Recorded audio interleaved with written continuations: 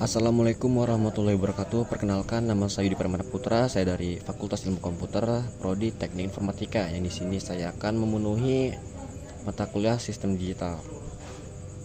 Baik, terkait isu yang diangkat ada dua. Yang pertama, dampak bisnis ekonomi. Bagaimana infrastruktur komunikasi yang cepat meruntuhkan batasan geografis dan merevolusi cara dunia usaha beroperasi secara global.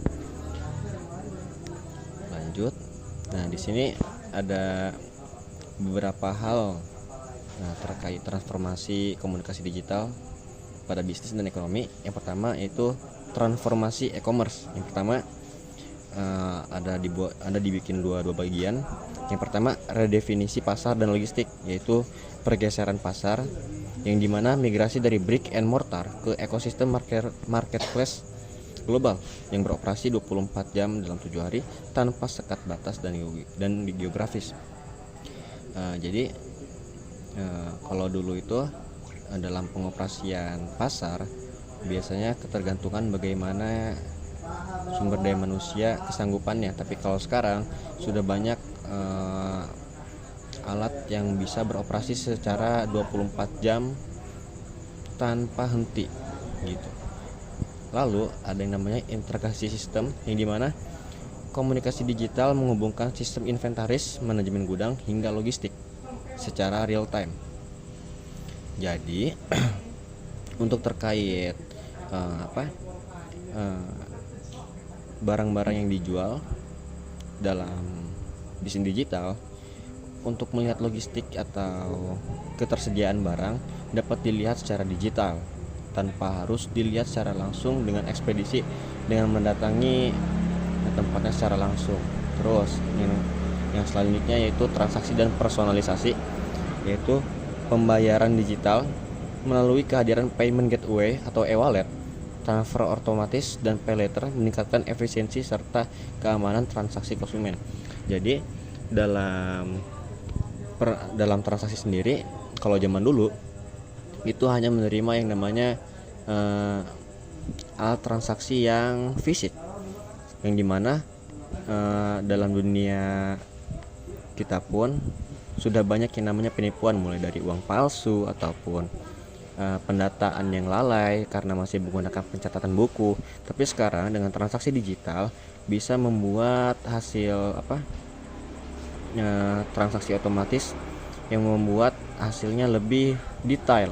Jadi terlihat uang yang masuk berapa dan uang yang akan keluar berapa, seperti itu. Lalu ada yang namanya personalisasi belanja, yang dimana mesin rekomendasi cerdas yang memanfaatkan data riwayat pencarian untuk menyajikan produk yang relevan bagi tiap individu. Yang kalau misalkan saya sering mencari dalam aplikasi online, seperti saya sering mencari t-shirt atau kaos, maka akan merekomendasikan berbagai macam kaos yang lainnya, seperti itu.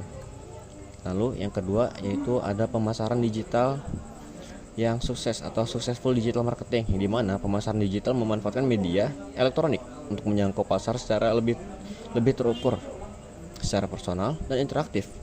Nah, kunci suksesnya itu meliputi ada beberapa hal, yang di sini saya angkat ada 3, yaitu data driven marketing, yaitu mengambil keputusan promosi dan iklan berdasarkan data analitik yang akurat seperti demografi, perilaku, minat, atau berdasarkan intuisi semata.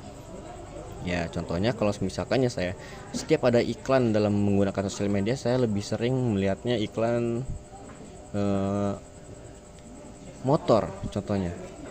Maka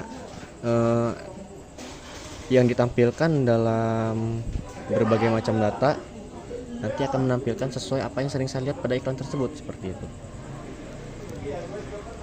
Selanjutnya ada omnichannel strategi, yaitu menghubungkan seluruh titik kontak komunikasi seperti WhatsApp, web, media sosial, dan email demi menghadirkan pengalaman pengguna yang konsisten.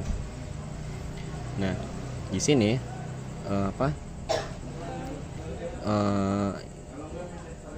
kalau misalkan saya telah menghubungkan WhatsApp, mengtautkan WhatsApp kepada website atau media sosial saya yang lainnya, seperti halnya kalau misalkan saya sering searchingnya di aplikasi online seperti peralatan motor, maka iklan yang ditampilkan pun pasti akan sama dengan algoritma yang sering saya cari, seperti itu. Terus ada yang namanya search and social, yaitu memaksimalkan SEO dan SEM untuk kemudahan penemuan secara organik dan berbayar, diiringi pembentukan komunitas loyal dan platform sosial. Nah, sebenarnya ada 4 di sini. Yang saya kurangnya itu hanya mengangkat 3. Yang satunya itu yaitu sosial media marketing, yang dimana memanfaatkan platform sosial seperti Instagram, TikTok, atau LinkedIn untuk membangun komunitas dan kedekatan engagement dengan audiens, seperti itu. Lalu yang ketiga yaitu inovasi bisnis di era digital. Yang pertama, seperti modal bisnis baru, seperti lahirnya tren sharing ekonomi atau produk software as a service dan inovasi berbasis langganan digital. Yang kedua, otomasi dan AI, otomatisasi dan AI, yaitu pemanfaatan asisten otomatis seperti chatbot selama 24 jam dan machine learning untuk memproyeksikan tren pasar masa depan. Yang seperti halnya kalau sekarang sudah ada yang namanya seperti web bisnis ataupun dalam platform media sosial seperti belanja online seperti Shopee, itu sudah ada chatbot yang bisa melayani langsung, seperti itu. Yang ketiga, ada yang namanya cloud computing, yaitu kolaborasi tanpa batas jarak dan waktu melalui komputasi awan yang sangat mendukung efisiensi kerja remote dan hybrid. Lanjut, yang kedua yaitu ada komunikasi politik dan sosial, yaitu menganalisis pendemokrasian arus informasi melalui pergeseran jalannya kekuasaan serta pola baru pergerakan masyarakat sipil di bidang ruang cyber. Nah, di sini terbagi beberapa bagian. Yang pertama itu medsos dalam politik, yaitu sebagai panggung baru dinamika publik, yang dimana medsos ini menjadi akses langsung ke jutaan calon pemilih secara mandiri tanpa harus tergantung perantara media konvensional. Yang kedua, personal branding dan gerakan, membentuk opini publik secara taktis, secara memicu mobilisasi gerakan sosial melalui aktivitas tagar viral dan petisi daring. Selanjutnya yaitu dengan adanya medsos dapat membuat dekat dengan rakyat dengan mengikis hierarki kaku birokrasi yang memungkinkan masyarakat menyampaikan masukan atau kritik langsung secara langsung. Selanjutnya yaitu adanya peluang demokrasi digital. Yang pertama, e-government, yaitu menciptakan transparansi tinggi di mana publik dapat melacak realisasi anggaran, memantau perumusan kebijakan serta menilai performa instansi secara terbuka. Yang kedua, partisipasi aktif, memberikan wadah bagi setiap warga negara menyampaikan pendapat dengan melakukan jejak pendapat serta mengkritisi kebijakan pemerintah, seperti halnya dengan mengkomen sosial media pemerintah yang tersedia. Lalu yang ketiga, ada yang namanya dapat memberikan suara yang setara dengan membuka ruang kebebasan berpendapat secara merdeka, di mana monopoli kontrol arus informasi oleh elit-elit korporasi media konvensional melalui terkikis.